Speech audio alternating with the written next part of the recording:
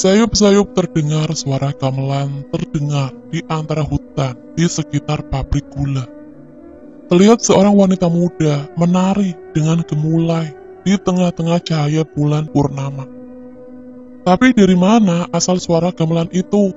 Tidak ada satupun tanda-tanda pemain maupun alat musik gamelan di sekitar sini.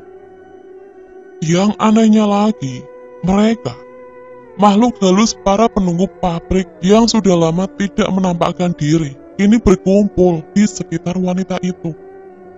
Aneh, tidak, lebih tepatnya mengerikan.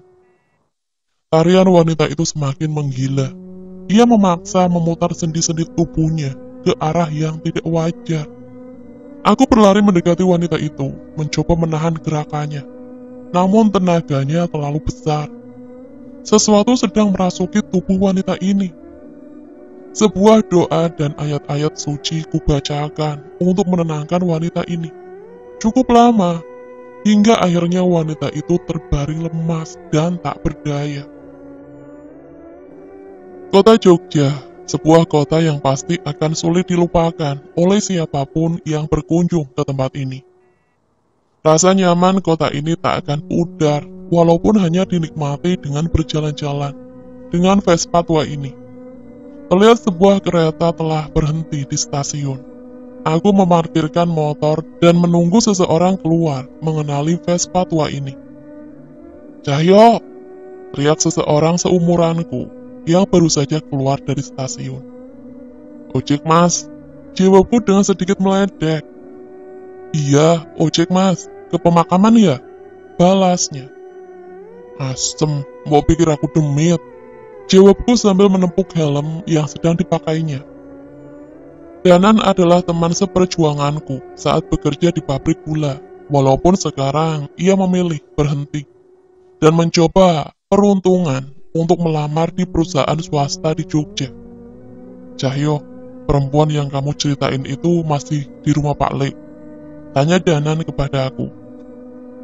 Aku memang sudah menceritakan mengenai seseorang perempuan aneh yang ditemukan di hutan belakang pabrik gula.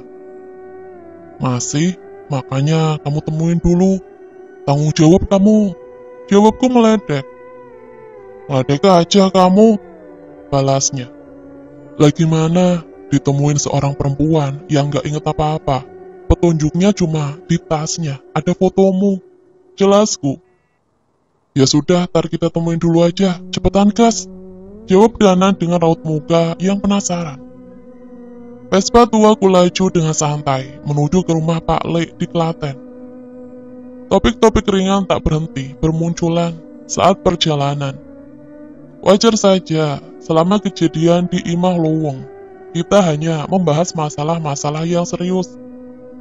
Perjalanan yang harusnya cukup lama jadi terasa cukup singkat. Tanpa terasa kami sudah sampai di rumah Pak Le. "Kula nuwun." Aku mengetuk pintu rumah Pak Le yang tak jauh dari rumahku. Seorang pria berambut putih terlihat buru-buru keluar membukakan pintu. Danan, udah sampai, yuk masuk dulu," sambut pria itu. "Danan doang Pak Le, aku nggak diajak masuk," tanyaku setengah merajuk. Ada kamu toh Panjul, rumahmu kan di sana," ucap Pak Le menunjuk ke rumahku sambil meledek. "Ya mbok diajak masuk dulu gitu, toh bule udah masak bandeng kan, baunya sampai di sini loh," jawabku merayu Pak Le. "Giliran makanan cepet banget kamu. Yowes, ayo masuk," lanjut Pak Le sambil membukakan pintu. Danan yang melihat tingkah laku Pak Le kepadaku hanya bisa tersenyum dan geleng-geleng. Aku membantu Danan memberes-bereskan barang bawaan, sembari bule menyiapkan makan malam untuk kami. Pak Le Bimo adalah adik dari ayah Danan. Dulu dia sengaja meminta tolong Danan untuk bekerja di pabrik gula dekat sini setelah lulus kuliah. Alasannya sudah jelas, selain membantu menjadi buruh di sana, kami juga membantu untuk memindahkan roh-roh halus penunggu pabrik itu agar tidak mengganggu pekerjaan di sana. "Danan, Cahyo, sini, ayo makan," suara bule memanggil dari pawon rumah. "Nggih bule," Danan menjawab dengan sopan. Kami segera keluar kamar dan bergegas menuju meja makan. Terlihat di sana bule sedang mempersiapkan makanan, dibantu dengan seorang wanita yang tidak aku kenal. Itu perempuan yang kamu ceritain, bisik Danan kepadaku.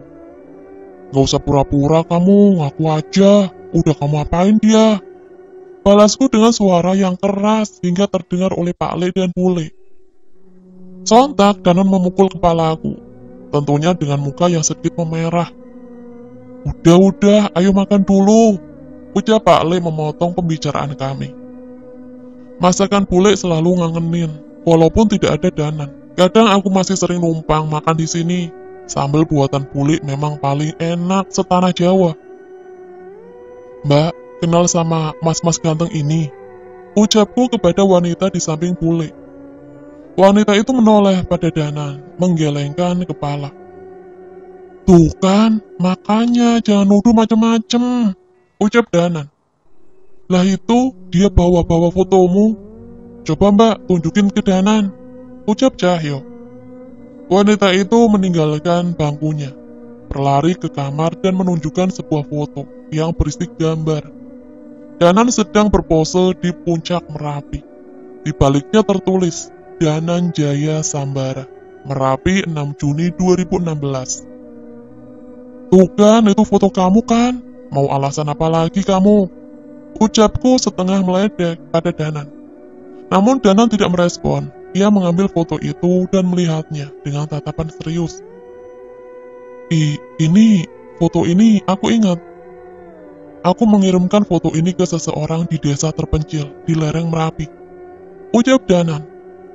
Pak Sardi, iya, aku mengirimkan foto ini saat berhasil mendaki ke puncak Merapi.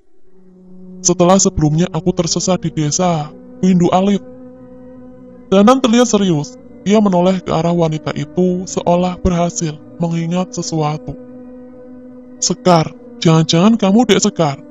Tanya Danan kepada wanita itu. Wanita itu hanya menunduk, seolah tidak mampu mengingat apapun tentang dirinya. Saya tidak ingat, Mas, jawabnya. Pak Sardi, desa Windu Alit, apa yang terjadi di sana? Tanya Danan dengan suara yang semakin keras. Sekar terlihat ketakutan, seolah tidak mampu menjawab pertanyaan Danan. Bule memeluk pundak Sekar, berusaha menenangkan Sekar yang berusaha keras mengingat sebisanya. Udah, selesaikan dulu makannya. Habis ini kita kumpul di pendopo, ucap Pak Le dengan tegas.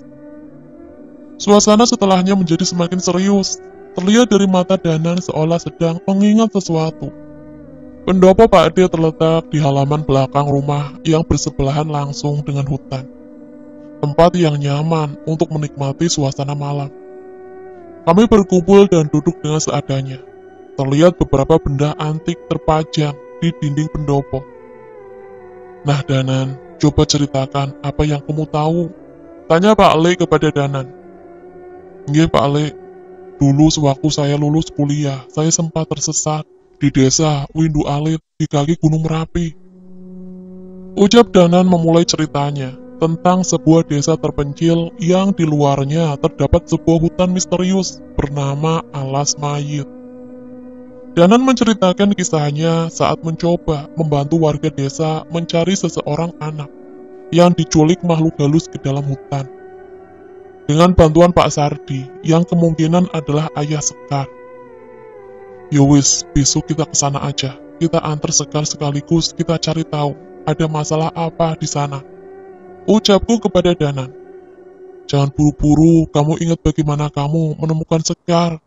Salah-salah kita bisa bernasib sama. Ucap Pak D memperingatkanku.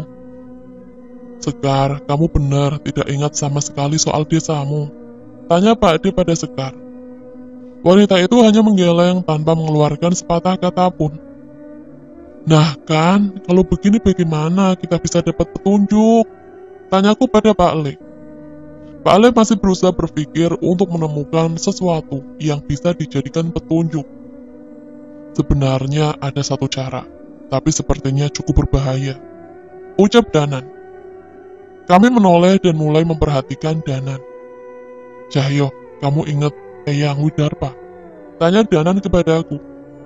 Maksudmu demit kakek tua gila yang membantu kita melawan Brakaraswana? Jawabku memastikan kepada Danan. Iya, aku baru ingat. Di desa itu aku pertama kali bertemu dengan Eyang Widarpa. Mungkin dia tahu sesuatu. Lanjut Danan. Pak Ale mengenyerikan dahi. Terlihat ia tidak mengerti dengan apa yang kami bicarakan. Waduh, repot juga ya. Kalau kamu panggil terus dianya ngamuk, bisa hancur satu desa. Ucapku pada Danan. Pak Le seolah mengerti sesuatu. Ia masuk ke sebuah ruangan dan kembali keluar dengan membawa sebuah keris. Ia segera mengikat keris itu di pinggang, seolah bersiap untuk sesuatu. Apa kakek tua yang kamu maksud ada hubungannya dengan keris Raka Sukma? Tanya Pak Le. Iya Pak Le, kok Pak Le tahu? Tanya Danan. Sudah, panggil aja. Itu di tengah kebun, jangan di sini. Ucap Pak Le. Aku dan Danan langsung berpandangan, seolah masih ragu. Sekar, sini Sekar, jangan jauh-jauh dari Mas Cahyo. Ucapku sekedar menggoda Sekar. Tak menunggu lama, sebuah sandal jepit dilemparkan oleh Pak Le ke arahku. Dasar pancul, jangan cari-cari kesempatan kamu. Bentak Pak De kepadaku. Aku meringis kesakitan. Terlihat tawa kecil yang manis terpancar dari mulut Sekar. Sebuah mantra terdengar dari mulut Danan yang sedang berdiri di tengah kebun. Terlihat sebuah keris telah tergenggam di tangannya. Rintik-rintik hujan mulai turun. Terlihat sosok mengerikan muncul dari kegelapan hutan di belakang kebun Pak Le. Kakek tua dengan rambut putih panjang berjalan dengan bungkuk menuju Danan. Dasar bocah kurang ajar, gak tahu sopan santun, sudah bosan hidup kamu. Ucap kakek itu sambil mendekat dan mencengkram kepala Danan. Aku bersiap melepas sarung dari pundakku dan menerjang kakek tua itu. Namun kakek tua itu terlalu cepat. Ia melompat ke atas pendopo dengan membawa tubuh Danan seperti boneka. Merespon perbuatan kakek tua itu, Pak Le segera berlari. Eyang, ada yang mau ketemu. Pak Le mendekat dengan menggenggam keris yang tadi ia pegang. Siapa? Siapa kamu? Ucap makhluk itu. Saya Bima Sambara, yang mau bertemu dengan Ki Nyai Suratmi. Ucap Pak Le sambil menunjukkan keris itu kepada kakek tua itu. Terlihat kakek tua itu memperhatikan keris yang dibawa Pak Le. Raut wajahnya berubah menjadi panik. Ia menjatuhkan Danan, dan aku segera menangkapnya. Jangan kau sebut demit perempuan itu. Kakek tua itu melompat, menjauh dan mencoba bersembunyi. Danan kembali berdiri dan menghampiri Pak Le. Nyai Suratmi, itu siapa toh Pak Le? Tanyaku pada Pak Le. Pak Le tak menjawab, ia hanya tersenyum, seolah menahan tawa. Kesini dulu mbah, cucu buyutmu ini cuma mau bertanya, ucap Pak Le. Eyang Widarpa mendekat, tapi kali ini ia mendekat dengan sedikit ragu. Danan mendekat dan memanggil Sekar. Eyang, ini Sekar dari desa Windu Alit. Apa Eyang tahu ada masalah apa di sana? Tanya Danan pada Eyang Widarpa. Terlihat Eyang Widarpa memperhatikan Sekar, namun tatapannya Sekar berubah menjadi mengerikan. Hujan menjadi semakin deras. Sayup-sayup terdengar suara gamelan yang tidak diketahui dari mana sumber suaranya. Merasa ada yang aneh, Eyang Widarpa segera membelakangiku dan Pak Le. Bocah kurang ajar, Bimo, lihat di belakangmu. Ucap Eyang Widarpa kepada kami, seolah memberitahu akan adanya bahaya. Aku tidak, mbah, ucapku. Tidak usah. Kamu yang nyebut aku demit kakek tua gila kan? Ucap kakek itu padaku. Aku menepuk dahiku. Rupanya Eyang Widarpa mendengar perbincanganku dengan Danan tadi. Mata Sekar terlihat semakin terbelalak. Ia mundur, menjauh, mendekat ke hutan, dan membentuk sebuah tarian. Suara gamelan terdengar semakin cepat. lebih cepat dari saat pertama aku menemukan Sekar. Aku berlari menerjangnya, namun tenaga yang kuat muncul dari tubuh Sekar, mendorongku menjauh. Kamu tidak bisa menolong bocah ini lagi, ucap Sekar dengan suara yang menyeramkan. Di tengah hujan deras, Sekar menarik kesetanan, mengikuti irama gamelan. Suara gong menggema, begitu keras, serentak dengan pinggang Sekar yang hampir patah, karena memaksa memutar tubuhnya. Tolong! Terdengar suara Sekar kembali, seperti biasa, namun terlihat tangis, kesakitan dari matanya. Sekali lagi suara gamelan terdengar semakin cepat. Kami tahu akhir ini akan diakhiri dengan gong yang akan melukai Sekar. Eyang, ucap Danan kepada kakek tua itu. Eyang melompat ke arah Sekar, menabraknya, mencengkram kepalanya, dan menariknya, seolah bersiap memutuskannya. Tunggu, jangan sakiti Sekar, ucapku pada kakek tua itu. Namun ternyata salah. Eyang menarik sesosok makhluk hitam berpakaian sinden dari tubuh Sekar. Tanpa menunggu, kakek tua itu meremas kepala setan itu, memakan tubuhnya hingga tidak berdaya. Gending alas mayit, ucap Eyang Widarpa. Apa itu, Mbah? Tanya Danan. Tanya sama bocah itu, sudah tidak ada yang menghalangi ingatannya, ucap kakek itu. Pak Le membacakan doa pada sebuah air dan meminumkannya pada Sekar. Aku tahu itu adalah mantra penyembuh. Pak Le paling ahli soal penyembuhan. Terlihat wajah Sekar kembali pulih, tapi entah dengan luka-lukanya saat menari tadi. Pak, Sekar ingat Pak, ucap Sekar saat tersadar. Ia segera menoleh ke arah Danan. Mas, desa kena kutukan. Tiap malam purnama, satu persatu warga desa menari masuk hutan, dan paginya ditemukan tewas dengan tubuh yang tidak utuh, ucap Sekar dengan histeris kepada Danan. Bapak, Pak Sardi bagaimana keadaannya? Tanya Danan. Bapak tinggal di desa membantu warga yang kesurupan. Sekar disuruh lari ke desa untuk mencari Mas Danan. Katanya mungkin Mas Danan bisa bantu, jawab Sekar. Terlihat Danan mencoba mengingat sesuatu. Alas mayit. Di sana ada sendang banyu ireng dan tempat asal Eyang Widarpa. Mungkin Eyang Widarpa bisa membantu, ucap Danan. Seolah mengerti maksud Danan, Eyang Widarpa berbicara. Tidak, alas gending mayit itu kutukan karena perbuatan dosa. Aku tidak bisa menolong apa-apa. Kami menjadi semakin bingung. Sekar terlihat sedih dan menangis.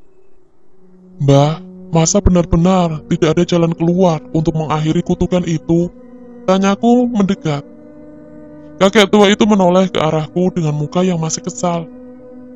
Tabun watu ringin. Dulu, itu yang ngilangin kutukan gending alas mayit. Jangan tanya itu di mana. Ucap Eyang Widarpa menjauh dan bersiap pergi meninggalkan kami. Hujan semakin mereda. Sosok Eyang Widarpa mulai perlahan menghilang. Eyang, Pak Ale berlari mengejar Eyang. Nyai Suratmi, sudah tenang. Sudah tidak di alam sini lagi. Mohon maaf ya, Mbah. Teriak Pak Ale kepada Eyang Widarpa yang sudah hampir menghilang. Kurang ajar, emang kurang ajar. Bodohin aku toh kamu. Awas kamu. Umpat Eyang Widarpa sebelum menghilang. Pak Le tertawa dan mendekati Danan. Sudah simpen kerismu, ntar Pak Le bisa dijewer sama Eyang Widarpa. Pak Le, emang Nyai Suratmi itu siapa toh? Tanyaku penasaran. Udah nggak usah tahu, itu kisah cinta kakek-kakek. Eyang Widarpa itu orang baik, tapi entah kenapa wujudnya menjadi demit seperti itu, ucap Pak Le. Iya Pak Le, kalau nggak ada dia dulu aku pasti udah mati, ucap Danan. Sekar mendekat, air mata masih mengalir dari matanya.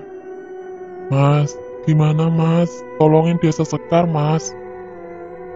Ya Danan, kita harus bantuin Sekar. kamu ada petunjuk mengenai tabuh Waturingin itu? Tanya aku. Enggak, bener, Blas, aku nggak ngerti benda apa itu, jawab Danan. Hampir tak ada petunjuk mengenai benda itu. Namun apabila kami nekat menuju desa Windu Alit, sudah pasti, kutukan itu akan mengenai kami juga. Bahkan makhluk sehebat dan sesombong Eyang Widarpa pun angkat tangan.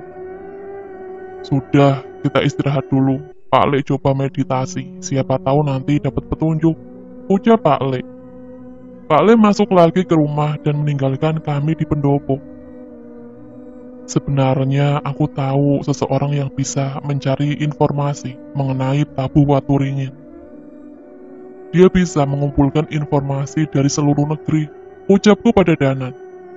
Nah itu, coba Cahyo, tolong bantu kalau perlu kita samperin orangnya, ucap Danan. Coba aku cari nomor HP-nya. Dulu nomornya ditulis di radio lamaku, sempat telepon-teleponan beberapa kali. Coba besok tak telepon, jawabku. Kami kembali ke dalam rumah. Danan terlihat sangat kelelahan. Wajar saja, dia baru datang dari luar kota dan sudah berurusan dengan hal seperti ini. Oh iya Sekar, aku baru ingat, gimana kabar Laksmi? Kok aku kangen ya sama dia? Tanya Danan. Saya nggak ingat mas, jawabnya.